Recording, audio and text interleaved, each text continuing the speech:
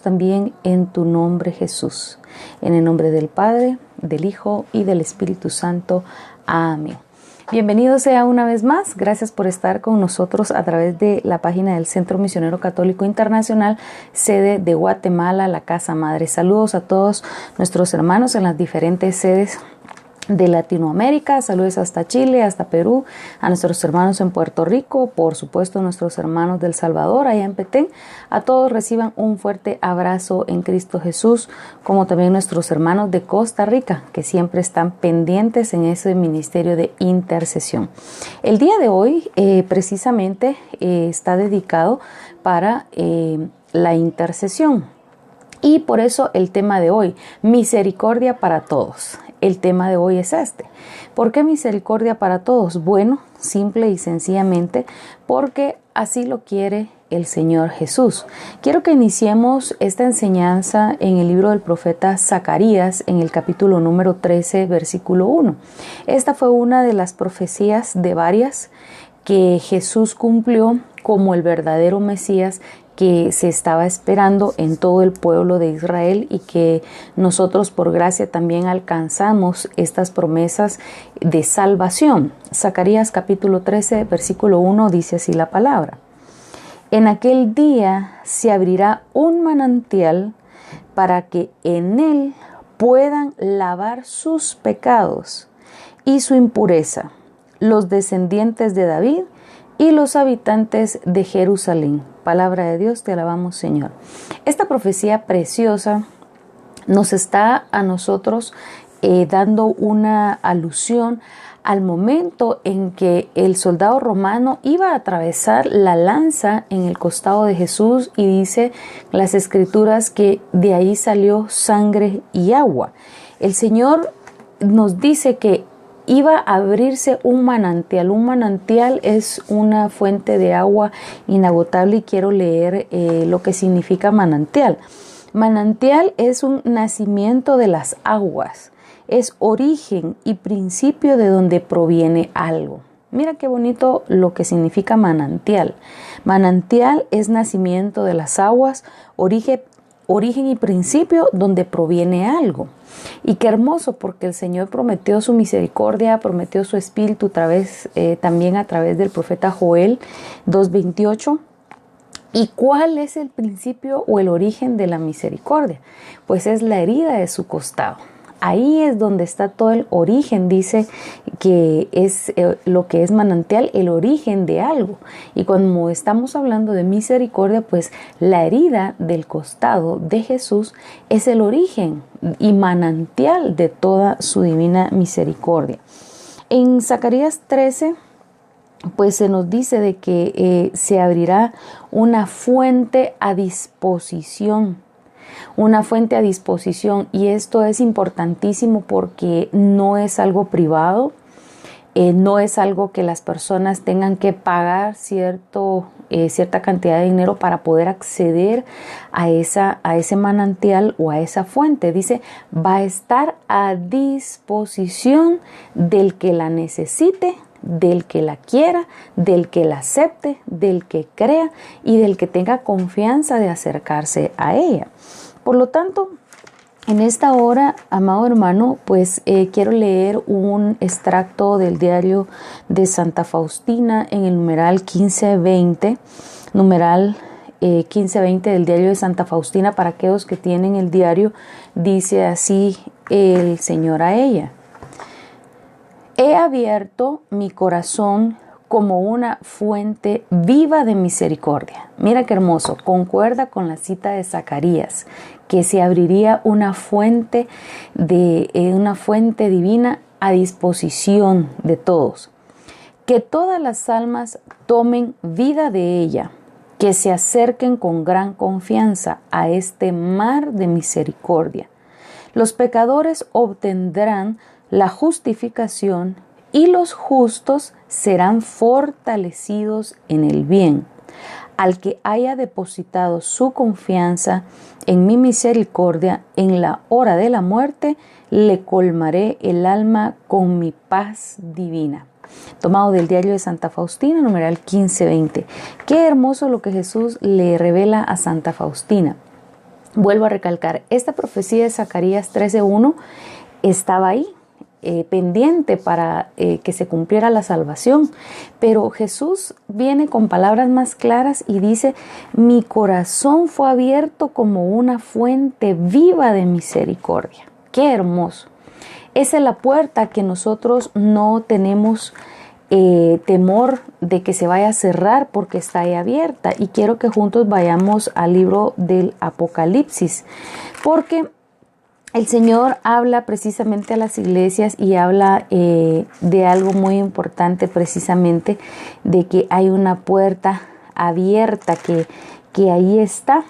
Y quiero leerla. Estamos en Apocalipsis capítulo número 3 del versículo 7 en adelante. Dice así la palabra: escribe también al ángel de la iglesia de Filadelfia. Es un sinónimo de una iglesia fiel, de una iglesia constante, de una iglesia que a pesar de la adversidad y con poca fuerza, pero han seguido en el camino. Esto dice el que es santo y verdadero, el que tiene la llave del rey David, el que cuando abre nadie puede cerrar y cuando cierra nadie puede abrir. Yo sé todo lo que haces.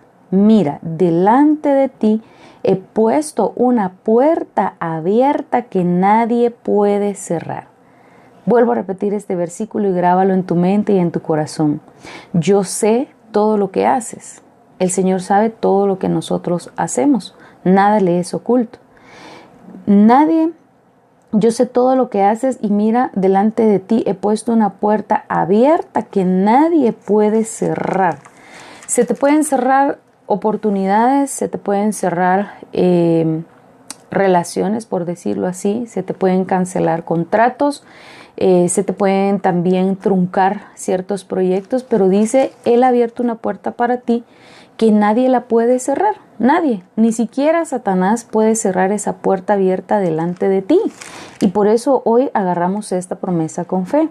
Y aunque tienes poca fuerza, has hecho caso de mi palabra y no me has negado. Mira qué hermoso. Palabra de Dios, te alabamos, Señor.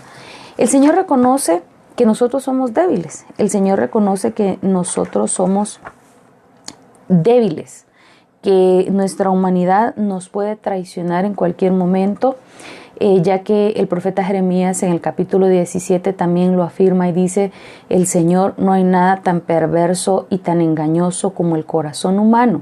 ¿Quién es capaz de entenderlo? Yo, dice el Señor. Él sí conoce nuestro corazón, a Él no lo podemos traicionar, a Él no lo podemos... La palabra es no lo podemos engañar, porque Él conoce hasta lo más profundo de nuestro corazón. Entonces Él entiende nuestras acciones, sabe cómo tratarnos también.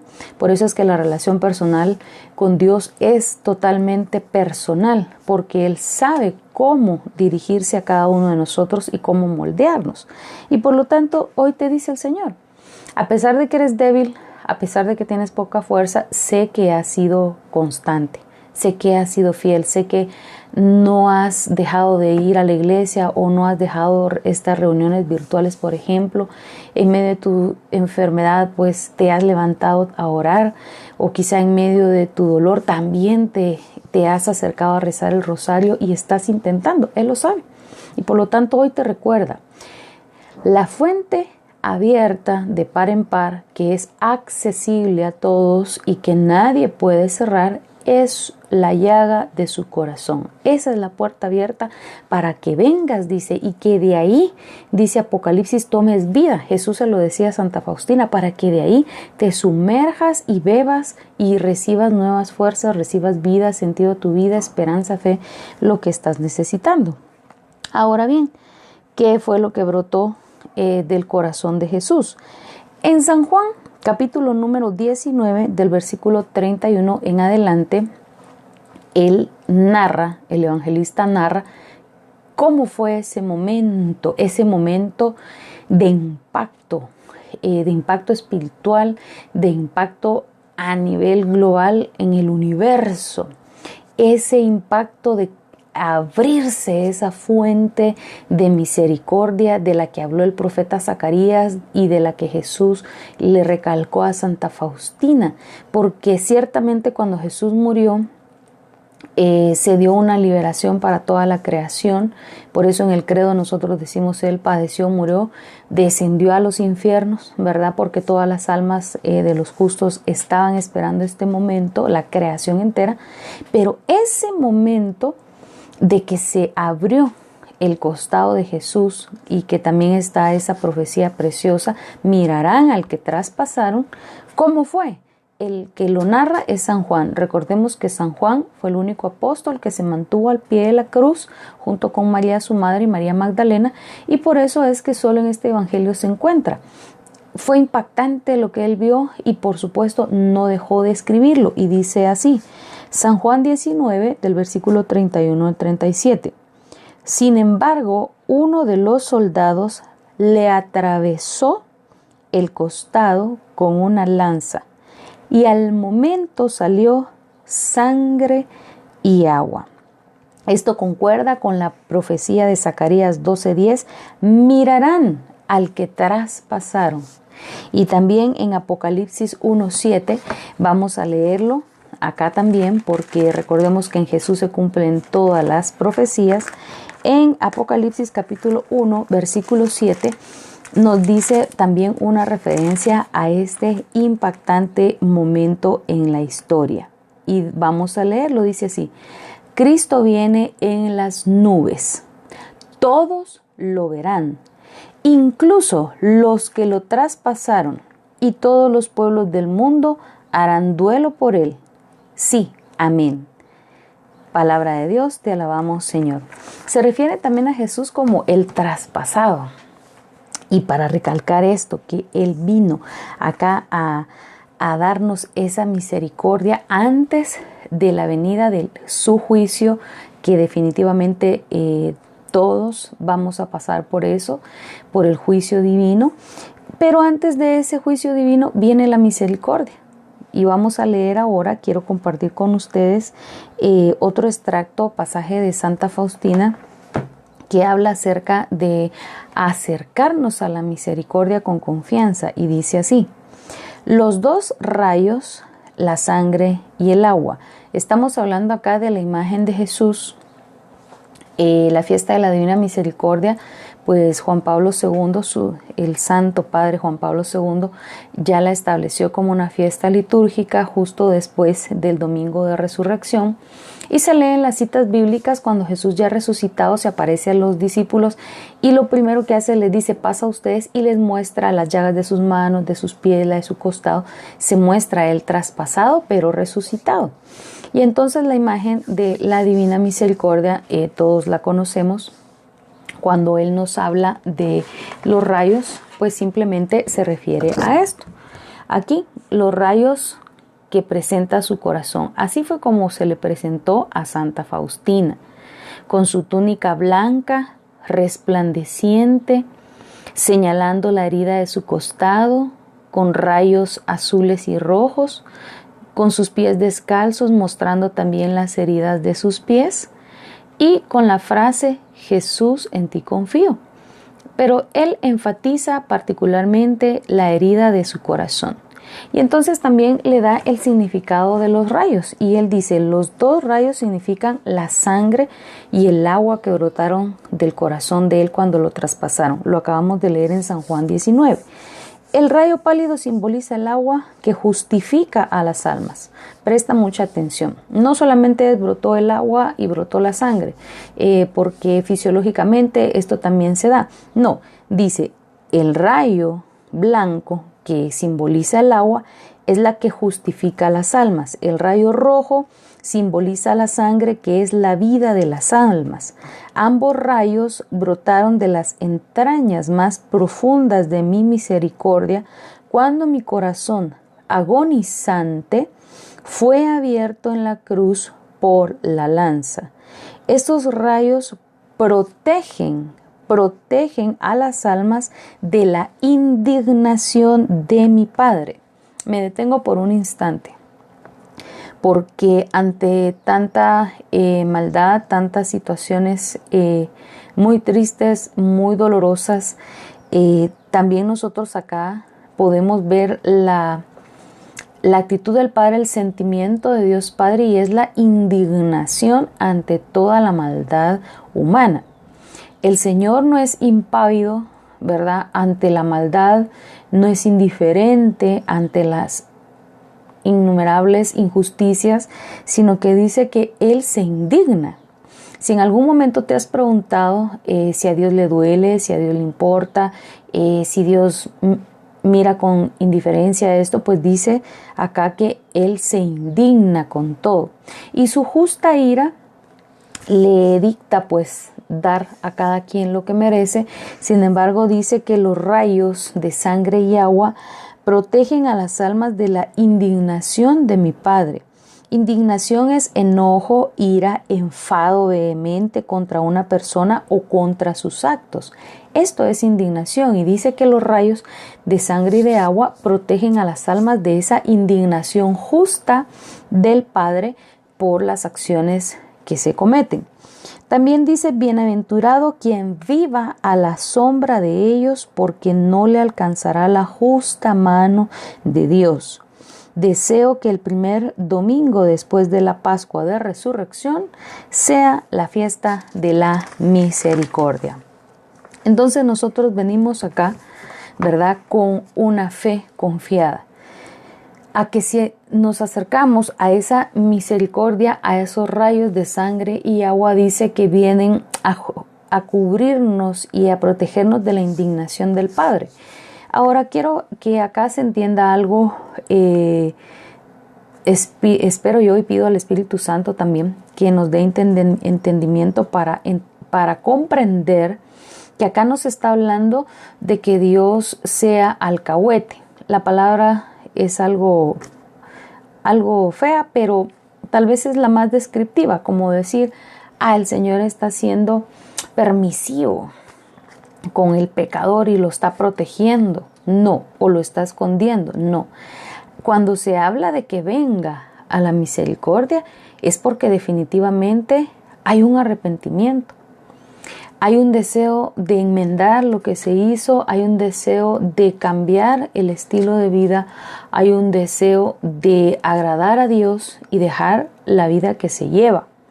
Esto es lo que simboliza la divina misericordia y, por supuesto, los frutos de la misericordia en una persona, en un pecador. La conversión, el arrepentimiento, el deseo de enmendar y, por supuesto, el deseo de cambio. Estas cosas son indispensables y realmente se manifiestan en una persona cuando recibe misericordia y cuando esta persona en su corazón realmente ha decidido vivir una vida para Jesucristo. Entonces, por favor, es importante que entendamos esto, que el Señor está diciendo que su misericordia también hace un cambio en la vida de todos. Por eso es de que tenemos muchísimos ejemplos en la Biblia de muchos que se convirtieron, se volvieron y se vio en su vida el impacto de la misericordia del Señor. Uno de ellos es San Pablo, que todos lo conocemos, un hombre que él vio, ¿verdad?, que murieron muchísimos bajo su autorización. Incluso uno de los momentos que él no olvida es el momento en el que matan a Esteban apedreado, y él incluso sostuvo las ropas de Esteban. Pero cuando Dios le tiene misericordia, él se arrepiente, él ve la magnitud de lo que ha hecho, abre sus ojos para ver lo que él está haciendo mal, porque Dios le abre los ojos, y la misericordia precisamente hace eso, abre los ojos para ver que estamos en un error, abre nuestros ojos para ver que está mal en lo que nosotros tal vez insistimos. Por eso dice San Juan 8:32, conocerán la verdad y la verdad los hará libres. ¿Pero libres de qué? Libres del engaño, libres del pecado, porque muchos viven quizá en pecado por ignorancia y no se justifica lo que hacen, por supuesto, pero hay un punto ahí a favor, por decirlo, y es por ignorancia. Entonces el Señor nos dice acá que la puerta está abierta para todos, y quiero que juntos leamos lo que nos dice en la primera carta de San Juan, en el capítulo número 5, primera carta de San Juan, capítulo 5, versículo 7 en adelante, dice así: 3 son los testigos de la venida de Jesucristo: el Espíritu, el agua y la sangre. Y los 3 están de acuerdo. Aceptamos el testimonio de los hombres, pero el testimonio de Dios es de mucho más valor, porque consiste en el testimonio que Dios ha dado acerca de su Hijo. El que cree en el Hijo de Dios lleva ese testimonio en su propio corazón. Y el que no cree en Dios lo hace parecer como un mentiroso, porque no cree en el testimonio que Dios ha dado acerca de su Hijo. Este testimonio es que Dios nos ha dado vida eterna y que esta vida está en Jesús, en su Hijo. El que tiene al Hijo de Dios tiene también esta vida, pero el que no tiene al Hijo de Dios no la tiene. Palabra de Dios, te alabamos, Señor. Así que 3 son los testigos de Jesucristo, dice: el Espíritu, el agua y la sangre. Y Dios Padre, dice acá San Juan, Dios Padre nos ha dado estos 3 testimonios de la veracidad del sacrificio de Jesús, de la veracidad de que es el Hijo unigénito de Dios, de la veracidad de que Él es el auténtico Mesías, el Salvador, el Cordero de Dios, para que creamos en Él. Jesús derramó, y vuelvo a repetir, son los 3: espíritu, agua y sangre. Recordemos que en el momento en que Jesús fue sacrificado como Cordero, eso abrió paso a que descendiera el Espíritu Santo sobre toda la humanidad y se cumpliera la profecía de Joel 2:28, y que habría un momento en que toda carne recibiría el Espíritu de Dios y hablarían lenguas, tendrían sueños, etcétera, etcétera. El punto es que fue Jesús el quien dio también esa puerta abierta para el Espíritu Santo. Y entonces dice San Juan que el Espíritu, el agua y la sangre son los 3 testimonios o pruebas de que Jesús es el Señor. Y esa divina misericordia está ahí para todos. Y quiero leer el siguiente extracto del diario de Santa Faustina, numeral 431, y dice así: Jesús le dijo a Santa Faustina: de todas mis llagas, como de arroyos, fluye la misericordia para las almas. Pero la herida de mi corazón es la fuente de la misericordia sin límites. De esta fuente brotan todas las gracias para las almas. Me queman las llamas de compasión y deseo derramarlas sobre las almas de los hombres. Habla al mundo de mi misericordia. Por eso, hermanos, es que también la llaga del costado de Jesús es el refugio que nos protege de la justa ira de Dios. En el Antiguo Testamento se hablan de que habían lugares santos donde un perseguido podía correr a esconderse, y si lograba llegar a uno de esos refugios establecidos en todo Israel, se le perdonaba la vida. Si lograba llegar alguien que fuera escapando por algún delito, o alguien que estuviera huyendo porque le querían matar, etcétera, habían refugios, y si lograba llegar, le tenían que perdonar la vida. Y entonces, hermano, el corazón de Jesús es ese refugio por cuando la justicia divina nos persigue.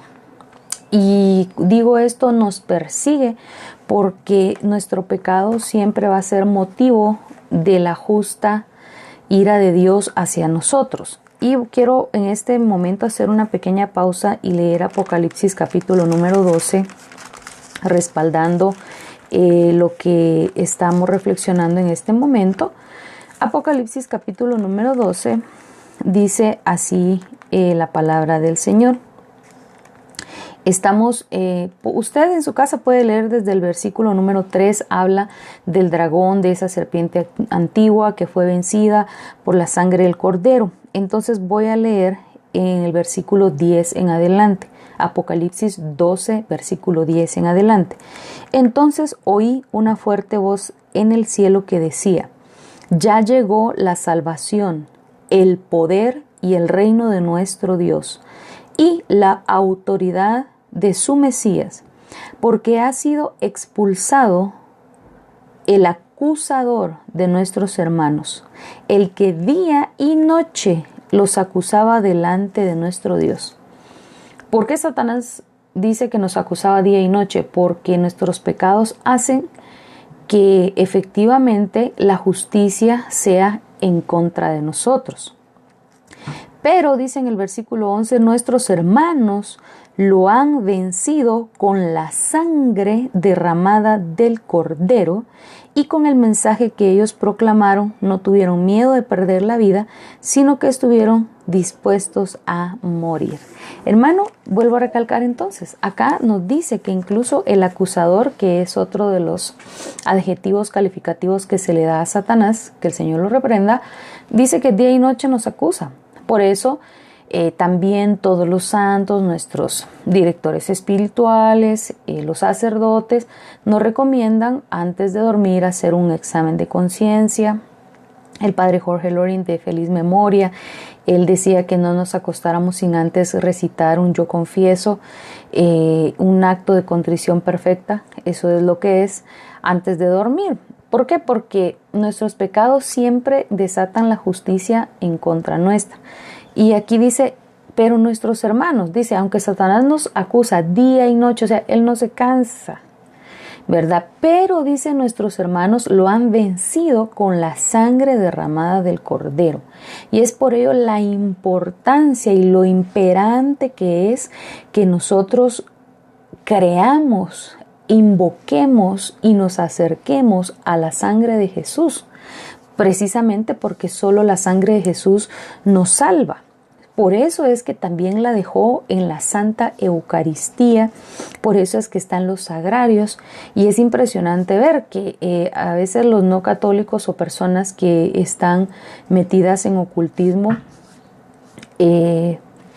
por afán de poder, por afán de controlar, qué sé yo, saben que ahí está la sangre de Jesús. En una ocasión leía unas narraciones de un exorcista del Vaticano, el padre Gabriel Amor, y en una narración de uno de los que estaban aprendiendo con él, le preguntaron que a un demonio en el nombre de Jesús, que por qué les atormentaba la sangre de Jesús. Y este demonio dice que contestó: porque es tan roja y es tan caliente. Fue lo único que dijo este demonio. Y hermano, las únicas, mejor dicho, la única sangre que tiene estas características de ser tan roja y caliente es la sangre viva. La sangre que nos está fluyendo por las venas es sangre viva.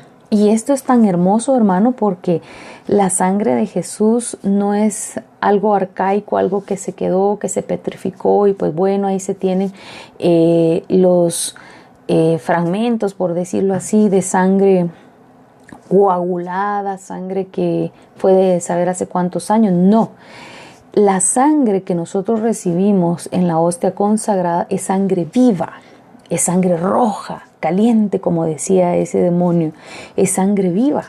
Por eso decía Jesús a Santa Faustina: vengan y que de esa fuente tengan vida. En Apocalipsis, que lo leímos, ese mensaje a la iglesia, decía: vengan a esa fuente para recibir vida, porque la sangre de Jesús es viva. Incluso para muchos que conocen la historia, el testimonio del doctor Ricardo Castañón, él es un psiquiatra científico que el Señor lo llamó precisamente investigando acerca de un milagro eucarístico. Y en resumidas cuentas, en el primer milagro a quien a él le delegaron ir a investigar cuando era un completo ateo, de hecho por eso lo escogieron, porque él era ateo, era un ateo acérrimo, diría yo.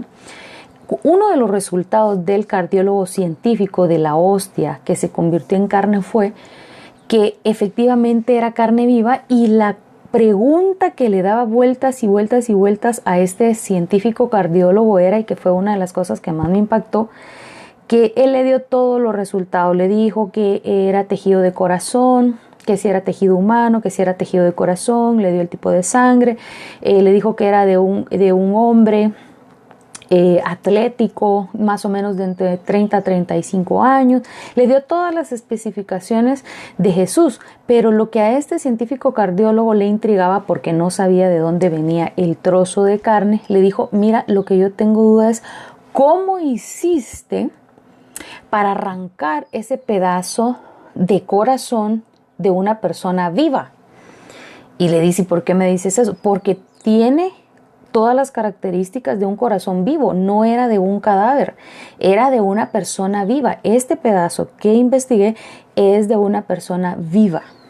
Y entonces, hermano, aquí viene los 3 puntos del mensaje evangelizador que lleva la Iglesia Universal a todo hombre y a toda mujer, de cualquier lengua, raza y nación.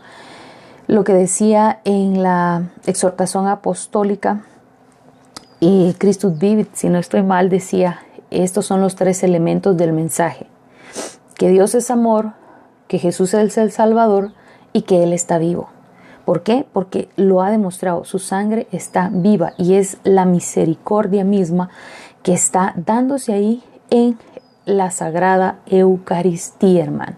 La sangre de Jesús está ahí con nosotros, y entonces ahí nosotros podemos irnos a refugiar. Solo voy a dar las citas bíblicas, pero para aquellos que quisieran leer un poquito más acerca de las ciudades de refugio que existían en el pueblo judío, para tener un lugar a donde pudieran recurrir a aquellos que andaban huyendo, pueden encontrarlo en Deuteronomio capítulo 19, versículo 3, Números 35 del versículo 9 al 28, y el libro de Josué capítulo 20 del versículo 1 en adelante. Estos eran las ciudades de refugio, a donde podían ir las personas que eran perseguidas, que eran fugitivos de la justicia.